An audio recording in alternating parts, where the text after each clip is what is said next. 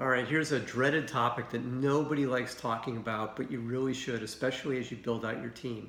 And that's, how do you manage meetings well? Because nobody likes going to meetings and wasting their time.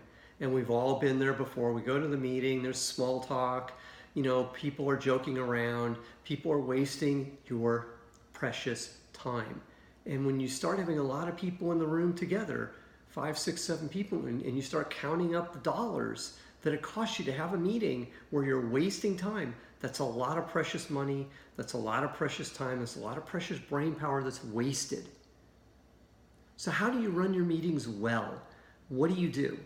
Well, let me give you some tips. The first thing is always have an agenda, always have a thought process going into the meeting of what you want to accomplish. Because if you go into the meeting blind and it's like, well, what are we doing here? Guess what's going to happen? It's going to be a waste for everybody. So that doesn't work. So that's the first thing.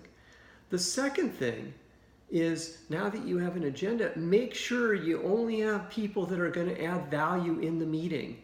Have you ever been in a meeting where there have been like 10 or 15 people in the room and there may be 2 or 3 people that are adding all the value in the meeting? I have. That drives you insane.